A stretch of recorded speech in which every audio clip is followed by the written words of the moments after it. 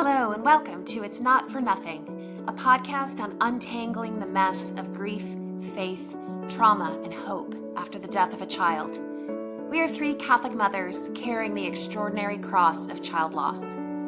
If you too are grieving a child, we want to provide a safe place for you to come just as you are, while sharing the encouragement that our God is on the move in the wasteland of your grief.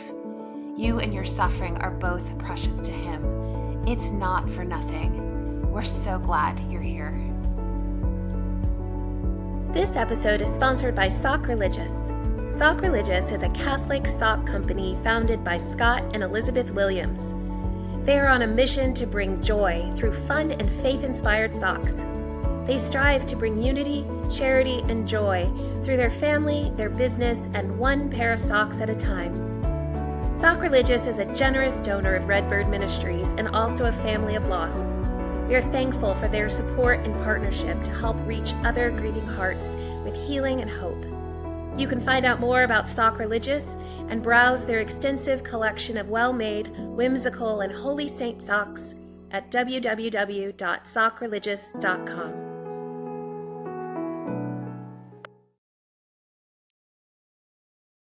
Hello and welcome to episode 4 of It's Not for Nothing. I'm Elizabeth Leon and we're so glad that you're here. I'm here again with my colleagues and friends, Kelly Bro and Brittany Primo, and we're just delighted to come be with you again for another episode. Just reach into the heart of a grieving mother or father. I know this is a place that all of us unfortunately know very well, and we just want to be here to share some of what we've learned in the dark places. And in fact, our episode today is specifically about surviving the dark days, tips and tools for how to get through the unthinkable and how to make it just the tiniest bit less terrible. But before we dive into that, let's just check in and see how you're doing. How are you coming today? How are you, Kelly? How are you, Brittany? Yeah, so today's the start of school for our school, JPG, which is John Paul the Great Academy in Lafayette. And I thought I was doing a good job this morning getting Estelle up and ready for school. But I totally was trying to avoid that elephant in the room. We talked about this a couple of weeks ago, that it would be the start of Talon and Emma's senior year. And so trying to manage emotions, of course, is hard. And I failed today. Estelle, I went to take her picture and didn't take it right, because there is a way to take pictures to a 14-year-old. And I didn't do a good job. And let me know. I was hurt by it, because she's like my one living child. I feel like I fail every day because she tells me about it, but I'm not doing it right. And of course I snapped. And then, when you yell at your kids, you automatically feel terrible. And so I felt like I sent her off to school feeling horrible about herself because she was mean to me. I let her know it. And then she had to apologize. And then I was like, that didn't even make the day better. So I don't know.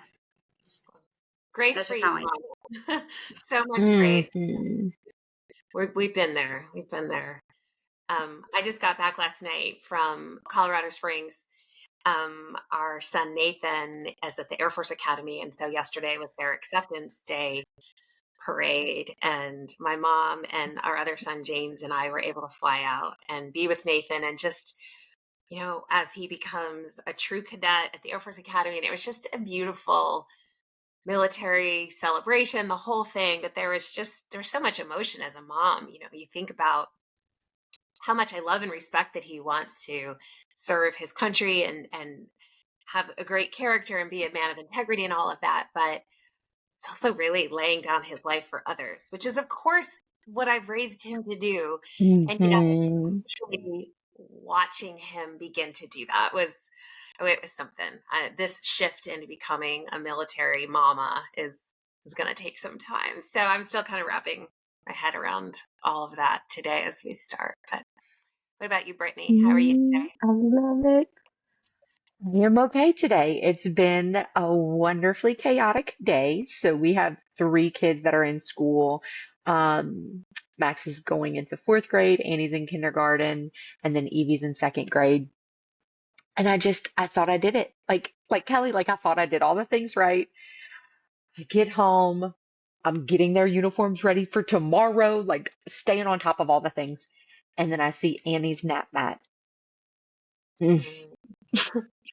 I don't even have her teacher's phone number, so I have to call the front office. So now the front office knows that I didn't bring the nap mat. Then I have to bring the nap mat. Well, then I get back home and there were uniforms that I was supposed to bring. So then, of course, the front office is calling, hey, do you still have those uniforms to turn? Yes, I was supposed to bring them when I brought the nap mat. I'm loading all my kids back in the car and I'm on my way. So before noon, I was at school 3 times. Yeah, just knocking it right out the park. Let's Lord. go ahead and dive into our episode today, surviving the dark days. And we're going to use as our grounding scripture, John chapter 1, verse 5, a beautiful verse that may be familiar to many of you. The light shines in the darkness, and the darkness has not overcome it.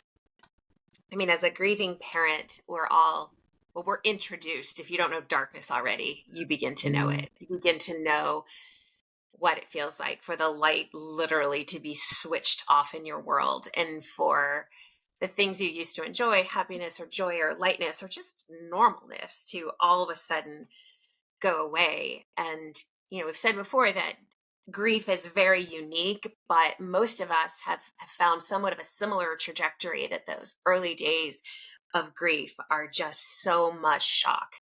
There's shock, there's numbness, there's the trauma of finding out that your child has died. And so much we don't even remember from those early days of just surviving and just getting by. So this is kind of the place that we want to spend some time today. I mean, we know that grief is a long haul of darkness, but what is it really like to get to know how bad it actually is, and how do you even begin to survive that? So I don't know, who wants to start with that? I remember in those early days, it just felt like it was going to be that way forever. Like there was never going to be a time that didn't feel like it was physically breaking my spirit. And that brought on very dark thoughts, and thoughts of wanting to not be here anymore. Because how can I simply live without my child? Even having 2 other children, how can I do that? And it's only faith. It's only having my eyes fixed on Jesus Christ and my eternity, of being able to put one foot in front of the other and say, okay, if today the only thing I do is brush my teeth, I want it. And if I don't brush my teeth, I don't have to because I got out of bed and I fed myself and I fed those that needed to eat around me. Just those little tasks that are so mindless, but when everything becomes so mindful, it just is exhausting. It's exhausting, and you're already not sleeping, all of those sorts of things. So those were what my early days felt like. It just felt like it was never going to end. And now, we're here 5.5 years later, and it's just so different. So if there's any mama who's listening to this and it's been only a few days or maybe a few weeks or months, I promise it doesn't hurt that severely forever. The pain will never go away, but there are balms that enter your life that soothe your soul in such a specific way. And I promise that happens. Yeah, for me, I was trying to think on those early days, like, what did I actually do? And, Ryan worked, I didn't. When Talon died, I had Emma that was in the NICU. And when Emma died, I had an 8-month-old Estelle at home. I think fortunately for me, I was able to experience my grief in its totality right away because I didn't have to go back to work. But those early days, like I don't know, like I know I spent a lot of time in bed crying. My mom and my sister and my mother-in-law, my sister-in-law, they cared for me and they cared for Estelle. So they rushed, cook meals. They did all those things. Grief is so exhausting. So I know I slept a lot. I cried a lot, which crying makes you tired. And I think that's why a lot of people resist the urge to cry because you're going to be exhausted after it. Piddled with things. I would catch myself in the middle of like moving things around on like a table or papers. Mm-hmm. I'd piddle a lot and I lose myself in thought. I also avoided people, especially like when people would come to my house, like to help, because you can't help yourself. Like your family's together, they want to chat. They want to, chat. I couldn't stand the chit chat. So I'd leave the room. I go like in my closet. I would go in my bathroom. Couldn't stand small talk. Like when people would talk about the weather, oh my gosh, I get so, or like football games. I couldn't, I don't know, I call it my BS meter was broken. Like I could not. Brittany, you and I, like when we went to that funeral in Homa, I remember we were waiting in line to hug the couple, the family. And there was literally a lady in the pew and she was on her phone scrolling. And I looked at Brittany and I was like, it bothered me as a mom of loss, even though it was years later, it bothered me. Like their family's world is falling apart. And Brittany said, yeah, this lady's buying a mattress. It was like, you were looking for scripture. Okay. You're not. You're on the Sealy posture. I see you. I see. Oh, Jesus. See, that's when Brittany Hyde. I had to push her down. Maybe that was the only way. I'm just going to devil's advocate. Maybe it's the only way that woman could survive being at the funeral of a 3-year-old child. Maybe so. Maybe so. But yeah, I feel you.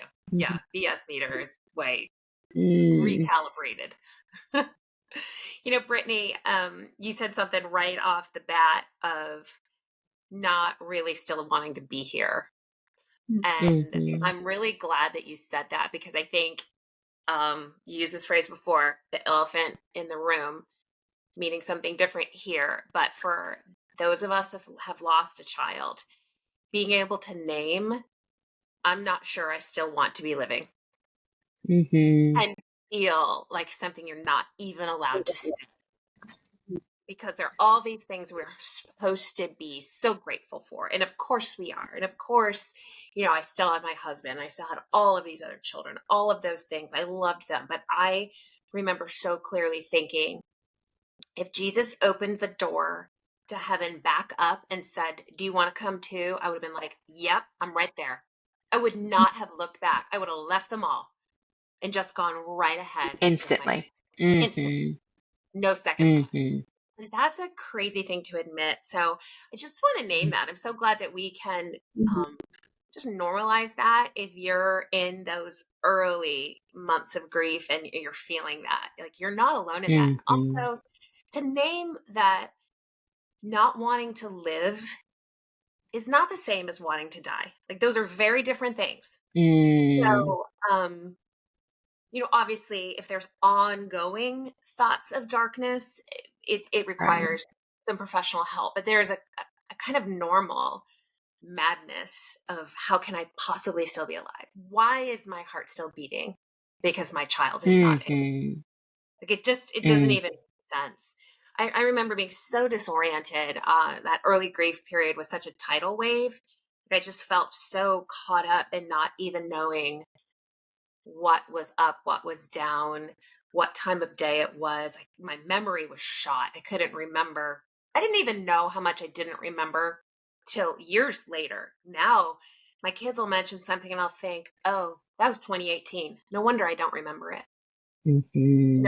Pockets of memory, and only being able to handle like real life in very small doses. Mm-hmm. Very small doses. The only other thing I really remember about those early months is that sleep, when I could sleep, was such a relief. But then if I woke up in the middle of the night, there was that moment before I remembered. There would just be like a When moment all is well. when all was Mm. well, and then the pain would come crashing in. Like just that sense of the pain returning in the middle of the night really stands out for me. Yeah, so hard. We're talking about survival in grief too. So I'm wondering maybe we can kind of flesh out a little bit what surviving actually means, like some of the expectation versus the reality, or what helped you survive, what made it worse. Any thoughts about that? Mm-hmm. So for me, the answer for this is funny. I'm such a creature of like community, right? Like I love people. Sometimes I just want to be alone, but those times are very rare.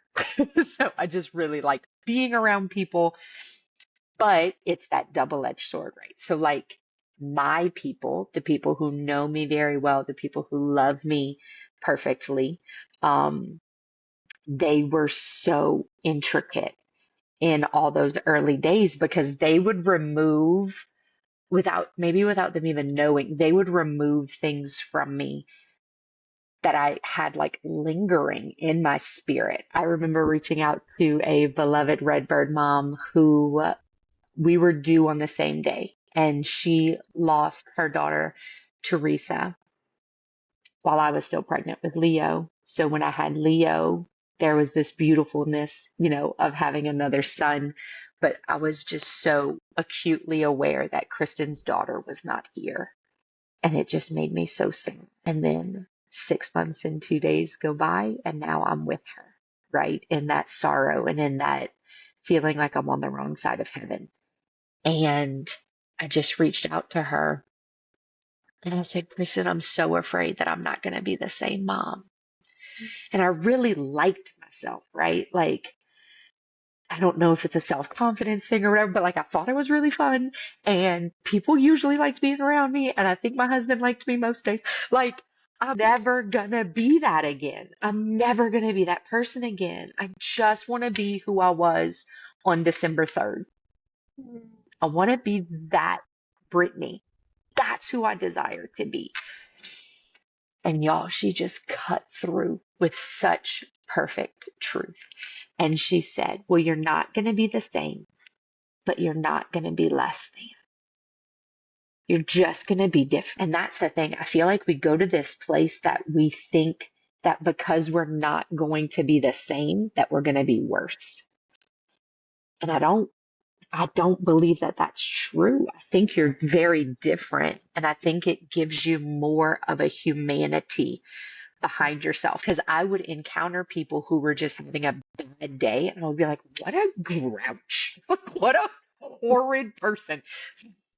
Then I became that horrid person on most days. So then I looked at humanity in a different way of saying, something's wrong, and on some occasion being able to say, do you want to talk about why you're so mad, and then allowing those beautiful conversations to arise. Oh man, Kelly, Yeah. how have you been able to get through the dark days, and what's really helped you?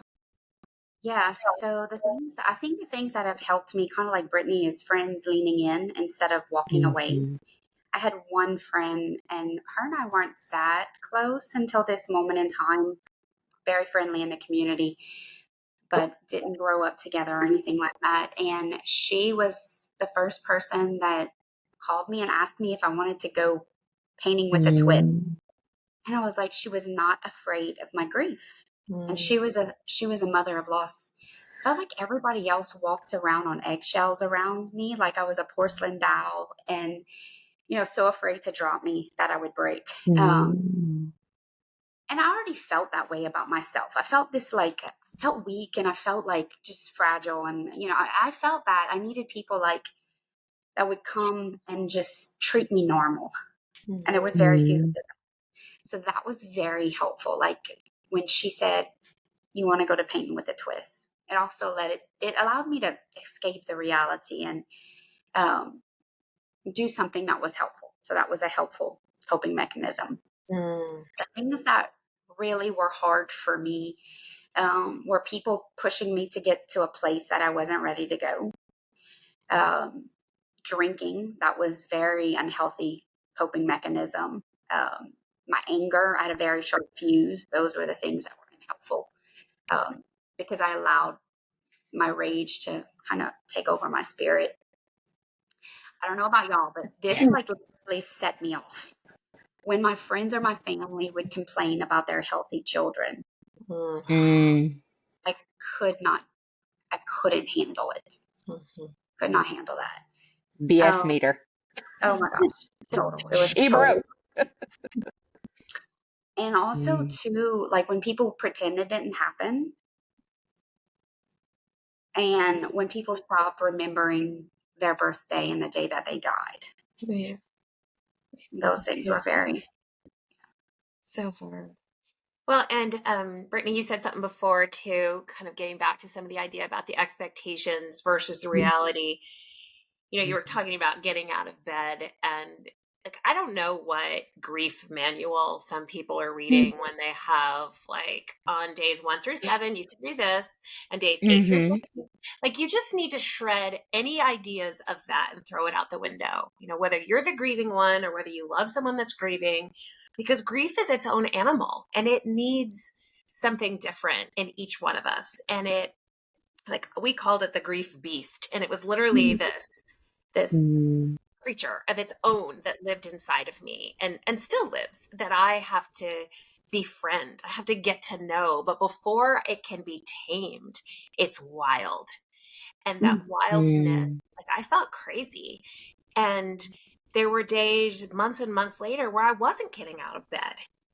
Like, today was another dark day where I would just get up and there would be this crushing heaviness in my spirit.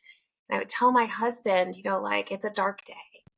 And maybe I'd already had good days. Maybe this was well into a more light part of my grief, but the darkness came back. And on those days, I just had to welcome it in and say, it's okay. Just because I was out of bed one time doesn't mean I can't stay in bed another time. And one of the ways that I got through it was I just tried to get to know it. I didn't numb it. Well, maybe I numbed it, but I didn't avoid it. I entered in. Like, I wanted to watch sad movies.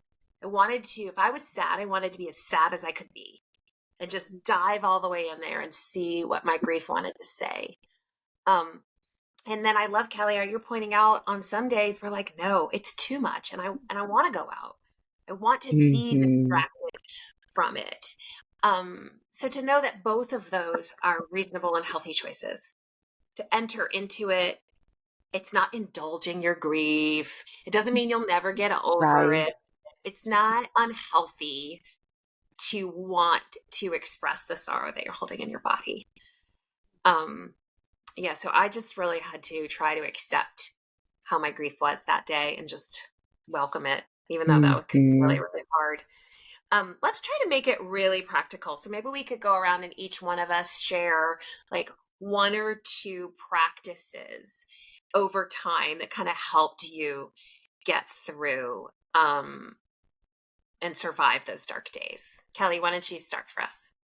Yeah, so what you said was it's the absolute truth. Like, we think sometimes when we don't enter into it, it will be better, but from experience, it actually makes everything worse. So my practice, it was not conscientious. I just did it and noticed it worked, was allowing myself to feel what I felt, crying, and then resting. I don't know, something about sleep with me is like my greatest. Yeah, it helps a lot. It's like I wake up and my soul is refreshed and my mind. So not resisting going to that place. Another thing for me, I don't know, this is just Ryan and I's relationship. he is my best friend. When I have a terrible day, calling him makes everything better. Like, I don't know, to just, I mean, not circumstantial, like not the circumstances of it, but from my heart, it makes it so much better. And in those early days, I call my mom to come over and come to keep me company. We didn't do anything. She washed dishes and maybe helps me cook, but just not being alone. Mm-hmm. Thank you. What about you, Brittany? Sure. Something that you had mentioned also, Elizabeth, that kind of tied into this for me was just feeling the feels. Same thing with Kelly, like letting the emotions come. But what I find myself doing specifically in the early days, but then also kind of like that first year afterwards, I would always anticipate the emotions, right? So, like his first birthday, no one's going to remember. Why am I even blowing up balloons? No one is going to remember. No one's coming. There's no birthday boy to celebrate, right? So I would rush all of those emotions, and then inevitably, day of, a phone call, a text message, that first birthday, someone delivered flowers to my home. Undone. That poor flower person. They were not prepared because I just became a whole puddle. And they're like, we have a delivery. And I'm like, it was terrible. Bless their heart. They just sat and let me cry in front of them. But it was the rush for me, like instead of just being in the moment and being present and saying, I have the grace that I need for today. I don't have the grace for tomorrow yet. I don't have the grace for next week, whenever the birthday or whenever the anniversary is. I have the grace for today. So that was definitely something that I've learned, and I'm still not an expert at it. I definitely still have to catch myself and say, okay, don't worry about all those other things. Like, what is today? Be now. And then the other thing was not even wanting to pray, having zero, zero, zero desire, just like we talked about, on the last podcast. I don't want to go to a God who killed my baby. I'm good. I'm gonna stay over here. You people go pray your little I don't want to. And I remember, like, whenever Sean would pray, he always starts our prayers with, Lord, we give you thanks and praise for this day. No, I don't. You can give him thanks and praise. I give him none. None thanks, none praise. And I would just like literally grit my teeth every time he said it because I was so mad. And a very dear priest of mine, Father Michael Champagne, told me one time that I need to pray like I can, or pray like I can, not like I think I ought to. And he said, you get in this place, Brittany, that you think Jesus doesn't want you and you're mad, and he does. He made you like this. He knows you're mad. Be mad. Don't think you have to come to him in a pretty little bow in your little, like pious Sunday best dress. So that little verbiage, pray like you can, not like you ought to, has really helped me. Yeah, come as you are. Jesus is a total come as you are God. Mm-hmm. And I love something that you said, Brittany, about just for today, because I think how many of us have felt this and heard this? Like, how am I going to live the rest of my life without my child? Mm-hmm. And the answer Mm-hmm. is you don't have to live the rest of your life without your child. You just have to live today without your child. So Which good. is horrible, but at least Mm-hmm. doesn't flatten us and obliterate us like thinking about the rest of your life without your child does. Like, it's too much. We can't contain it. But if we just Yeah. think, how am I going to get through this one day? And of course, now we know Today. Yeah. there's another one tomorrow, but we're not thinking about that yet. um, Right. yeah. For me, one of the things that was really helpful was I needed ritual. Like, I clung to rituals. And our Catholic faith is so great about like the rituals around funeral and burial and stuff. But after that, I kind of created my own. I think I mentioned previously how I carried Blanky around every day, like holding onto the Blanky really helped. And in those first couple months, I ordered a lot of things with his name on it, like an ID bracelet that said John Paul Raphael, and I ordered a ring that had his birthstone. And I had this little ritual I would do. He was born on a Thursday at 10:33 a.m. and he died on a Friday at 2:43. So for an entire year, I would take a snap. I would stop and take a Snapchat at 10:33 on Thursday. Like it just needed to. It was like part of my survival. And it just helped me so much to have that to hold on to, just to kind of keep me going. So those little rituals just anchored me. Um, and it was just something I could cling to when everything felt really hard. Elizabeth, I'm so happy that you brought up Blanky because whenever I read about it in your book, it was like, oh, I've seen that Blanky. Like, I know it. I love that Blanky too. So it was just so interesting. And I'm so grateful that whatever was put on your heart that day when you purchased it, that you would have it all these years later to still hold on to. Would we rather have a beautiful little boy that was probably fighting to get away from you? Yes. But the blankie will do, the blankie will do. So I just love that when we can find those things. And if, once again, people that are listening to this, if you're in those early stages, like find what works for you, because what works for you is not going to work for everybody else. I know for us, we had quilts made of all of Leo's clothes. So we always include those in our family pictures, everything, because we want a tangible way of him being present with us. And I feel like that's what Blanky does, for you and for your family, that it's just this constant reminder that he did live. A lot of people might have not been blessed to meet him, but he was absolutely here. Kelly, do you have any final thoughts about surviving the dark days?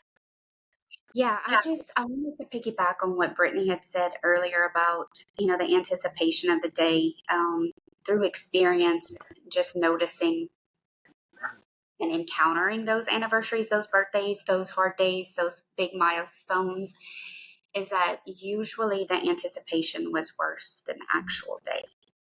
I don't know if y'all experienced that.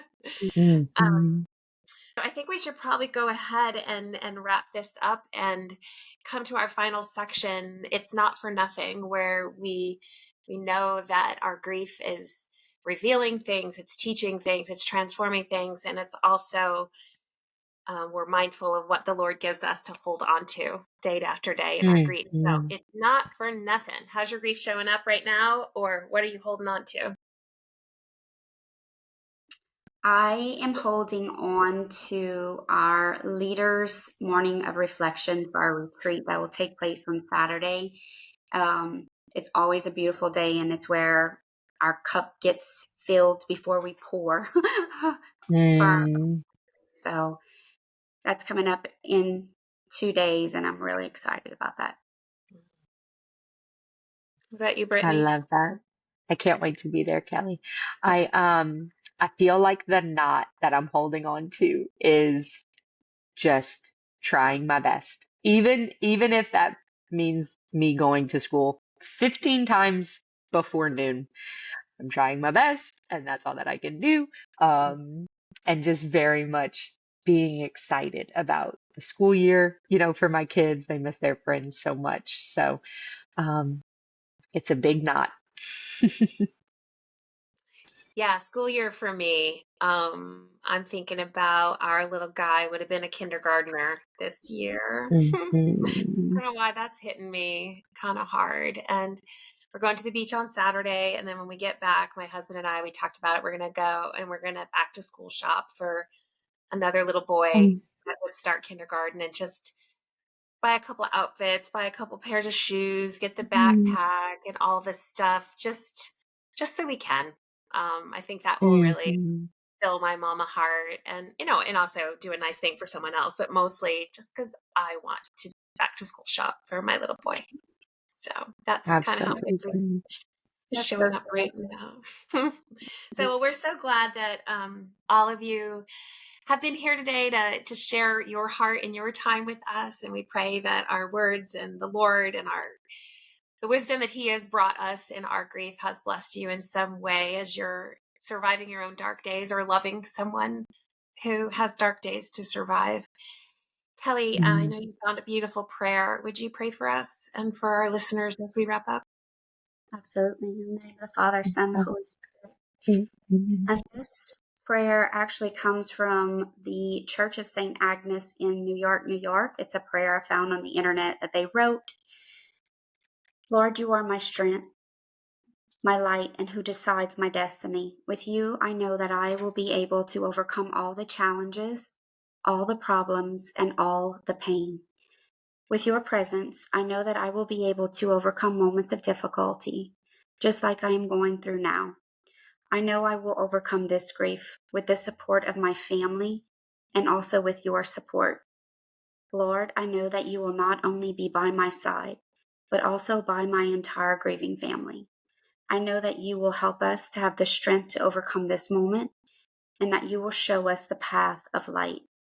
I know I can count on you, on your help, on your light, and on your miracles. Amen. The Father, Son, and Holy Spirit. I'm tired of knots. Pray for us. Pray for us. Oh, thank you, Kelly. Thank you, Brittany. It's such a joy, as always, to be here with you and to just enjoy your spirit and the work of the Lord through both of you and your broken hearts. So this Absolutely. is Thank you. and we look forward to being with you all again. God bless you. Bye. Bye, y'all.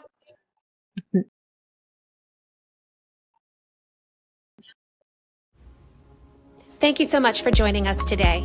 For more information on Redbird Ministries, visit www.redbird.love. That's LOVE.